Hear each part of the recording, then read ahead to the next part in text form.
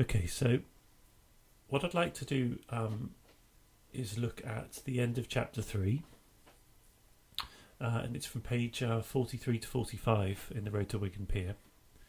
And I'd like us to focus on, again, the comments that Orwell is making. In the same as in the first two chapters, where we get the bulk of the chapter is descriptive. And then at the end of the chapter, Orwell moves into a commentary on what he's described. So what we're looking at here is we're looking at Orwell's comment on the status of the poor working class, what he calls the inherent sort of petty business of working class day-to-day life. And then he makes comparisons both in the day-to-day life of the working class versus the middle-class bourgeoisie, and also the why it is that the bourgeoisie seem to have this sort of ability to lead, whereas the working class seem to have much less of an ability to be natural, I suppose, natural leaders. So it starts from "In Wigan I stayed for a while." In Wigan I stayed for a while with a miner who was suffering from nystagmus. He could see across the room, but not much further. He had been drawing a compensation of 29 shillings a week for the past 9 months, but the colliery company were now talking of putting him on partial compensation of 14 shillings a week. It all depended on whether the doctor passed him as fit for light work on top. Even if the doctor did pass him, there would, needless to say, be no light work available, but he could draw the dole and the company would have saved itself 15 shillings a week. So notice right from the very start here, Orwell's use of inverted commas. And he does this a lot. And this is the voice of those in authority. This is not Orwell speaking. This is the language, the vocabulary of authority. That they couch the fact that essentially this man is going to be losing 15 shillings a week in language which seems to soften it by calling it partial compensation. And there's an ironic undertone. You know, it's when Orwell does this, when Orwell uses inverted commas in this way, there is absolutely a sense of irony that he's sort of almost, you know, like people do air quotes in that slightly ironic way. What it does here, what this first part of this passage does, is it really highlights the games, the charade, I suppose, that the authority plays with the working class. Because essentially what they're doing is they're robbing this man of 15 shillings, but they're doing it in a way that makes it seem like they're doing him a favour. And it's these games that the authorities, the corporations, the coal companies, those in authority play with the working classes that Orwell seems so appalled by. And again, it's these sorts of phrases here. Needless to say, there would be no light work available, so the company would have saved itself 15 shillings a week. So really, the whole process is inevitable. Can't spell. Let's try again. Put that out. The whole process is inevitable. That they're caught in a game, in a charade. This word here. This inevitable game that they're caught in, where everybody knows what's happening, no one actually says anything about it, and yet these people are robbing men like this chap, who clearly has this problem with his sight because of the work he's done. This is due to the mining. So due to the work that he has done over his life, he has lost his sight or is losing his sight, and yet the corporation, the coal companies, the mining companies, are playing games with him so that they can save themselves some money. And then it moves on, and he talks about, again, what he always does, what Orwell always does, and we've seen this before. It's this first-person experience, first-hand witnessing of these people's lives. He's not reading about it, he's seeing it, he's watching the man go. And there's that point that he keeps doing, that he's had, it makes him realise. So from the first-hand experience, Orwell has a realisation of this that we see time and again, the differences between the working class and the bourgeoisie. And in this the key word in this screencast here is this word here, status, because it's status that he keeps referring to, the idea of the working class versus the bourgeoisie, the middle class, and what that means, what status actually means. And I think what he's saying, what he says, status seems to equal a certain level of rights and a level of expectations. That if we're born into a certain class, we have a certain expectation that we're going to have certain rights afforded to us. So this is what he says down here. Here was a man who had been half blinded in one of the most useful of all jobs, and was drawing a pension to which he had a perfect right, if anybody has a right to anything. Yet he could not, so to speak, demand this pension. He could not, for instance, draw it when and how he wanted it. He had to go to the colliery once a week at a time named by the company, and when he got there he was kept waiting about for hours in the cold wind. For all I know, he was also expected to touch his cap and show gratitude to whoever paid him. At any rate, he had to waste an afternoon and spend sixpence in bus fares. So it seems that this idea of status here seems to underpin everything. It underpins the interactions between people. It underpins the processes they have to go through. That everything is determined by status. So this miner has served his country in many ways. He's done the most useful of all jobs. And yet he doesn't have the right to demand a pension. He cannot demand it. He has to wait. And he has to take the pension in the terms of those in authority. So again, these are big, bold claims, but very profound claims that George Orwell is making here. That these men, because of their status as working class individuals, have no right to demand anything, and they even have to, as for all Orwell knows, this idea of touching the cap, that's the doffing the cap and the dipping of the head, is a sort of a symbol of subservience. That to do that shows that this man should be pathetically grateful for what he has a right to. At any rate, and then he says he has to waste an afternoon and spend sixpence in bus fares. And what Orwell then does is he moves into this idea of rights of the bourgeoisie, and then of time itself, and what time means when you are poor and when you're working class.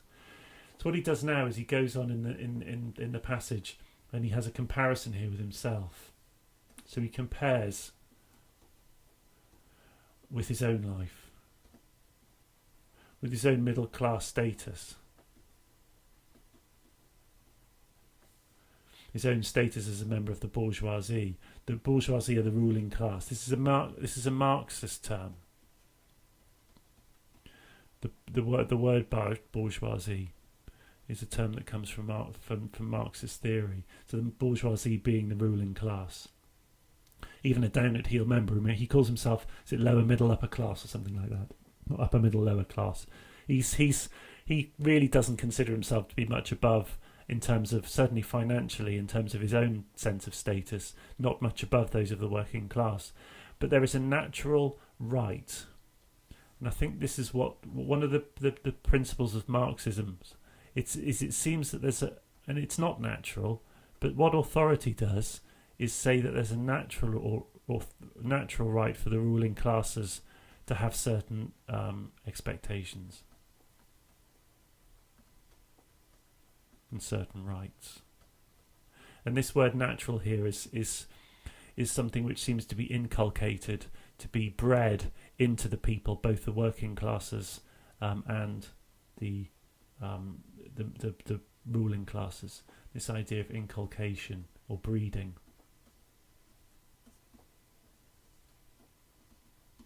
So all the classes seem to have inculcated within them a sense of their own natural status. And he says here, I don't earn much more than a miner earns. So it's not about money here, but it's about this natural status, and the natural status doesn't necessarily link to money. And he can draw out money in a gentlemanly manner when he chooses. He has choice. Okay, so that the ruling classes, one of the things that the ruling classes have is choice, and that's something that the working classes don't have. And then he moves on in this slightly longer and probably the most important passage in this particular section, because what he's talking about here is how the working class life is full of petty inconveniences and indignity. This is the working class life.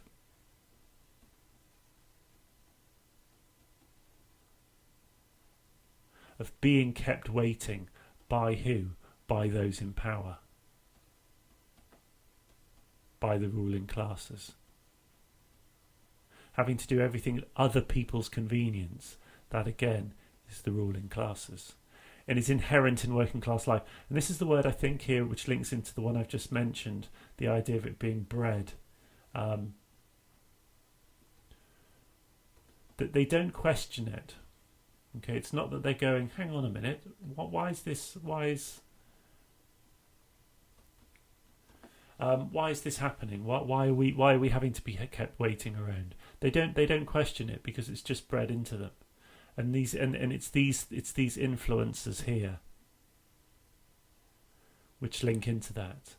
This thousand influences, and these are the influences that are created by the ruling classes. So created there by the ruling classes, and they're pressing the working man down into a passive role. And there's another word there which links into Marxist theory.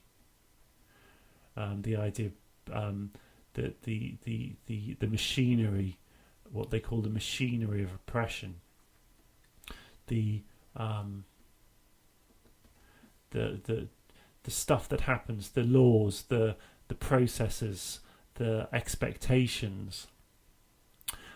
That press these people down into passivity, because if they're passive, they're not going to rebel.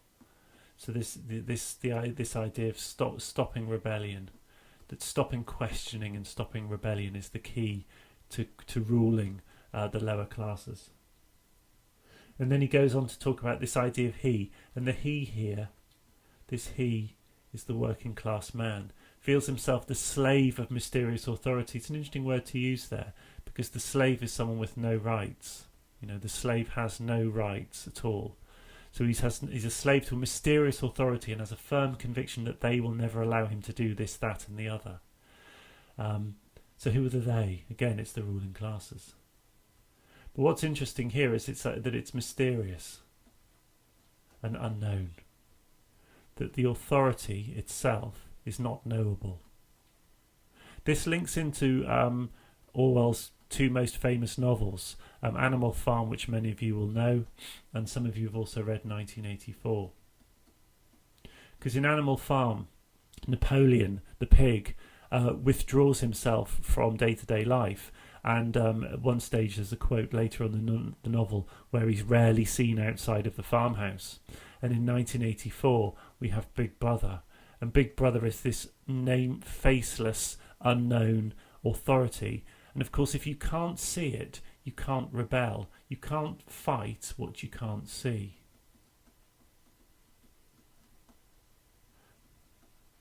So this idea of this mysterious sort of omnipotent authority, this godlike, omnipotent means all-powerful. That this all-powerful authority is something that can't be seen. And so, of course, if you can't see it, you can't rebel against it. And then in this final part, again, as he always does, We've seen this time and again with Orwell. There is a certain sense of repetition in these screencasts, but I think it's important that we see that Orwell has a certain structure to this book, where he will spend the majority of each chapter describing what he sees, and then at the end of each chapter he sort of takes a step backwards and reflects and comments on what he sees. And this is this final part. I've missed a little bit out here at a particular instance, just because I think it's the final sentence is important, and it links really nicely into what goes before. And he says, a person of bourgeois origin goes through life with some expectation of getting what he wants within reasonable limits. Hence the fact that in times of stress, educated people tend to come to the front.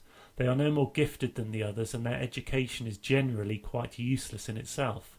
But they're accustomed to a certain amount of deference, and consequently have the cheek necessary to a commander. They will come to the front. That they will come to the front seems to be taken for granted, always and everywhere. And then he says at the end, I do agree that in almost any revolt, rebellion, revolution, the leaders would tend to be the people who could pronounce their H's. So this word here, expectation, that I talked about right at the beginning, that we expect,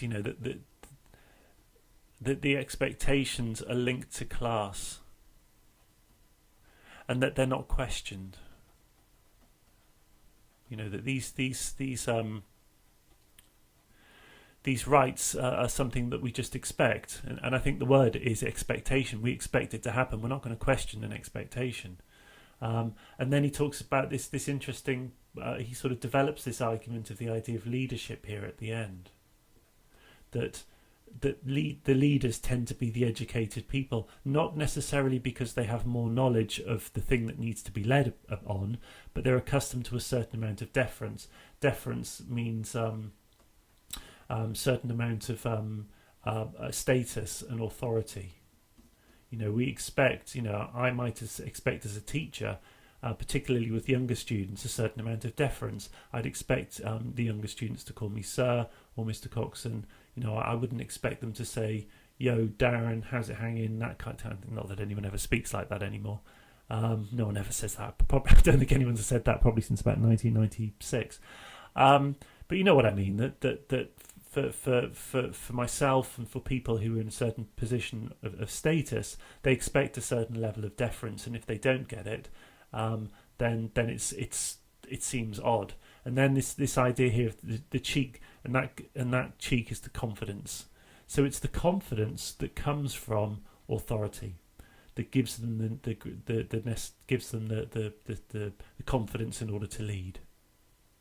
And it seems to be taken for granted that this confidence, this leadership, seems to be taken for granted. And I think that is because it's just in the order of things. Okay, that it's just in the order of things in this country that those who are in who are in the middle classes and above, in the bourgeoisie, are the leaders. Full stop. You don't question it. It just is, because it always has been. And he says always and everywhere. So it's for all time. It's an eternal thing. And then at the end here, he uses this symbol here, the symbol of the H's. It's symbolic of the ruling classes. And it's this sort of snobbish attitude that they have towards the working class, that the working class don't pronounce their H's. Look at my house rather than look at my house. This, and you'll see this later in the book. He talks about the bourgeoisie attitude towards the working class. So just in summary then, what have we learned? Well, what we've learned here is that the working classes are trapped. And they're trapped within a system which has a certain machinery attached to it. And this machinery keeps them passive.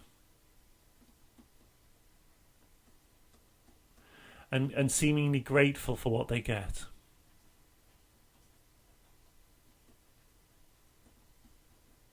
However pathetic it is. And the ruling class do this by changing the rules. The ruling classes, they change the rules.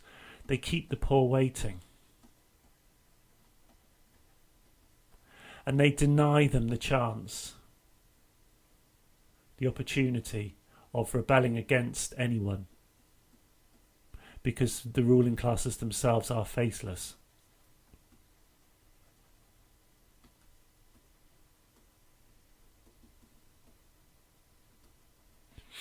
And that this we've got this sort of the nameless, faceless corporation that seems to be something that is of a real interest to Orwell.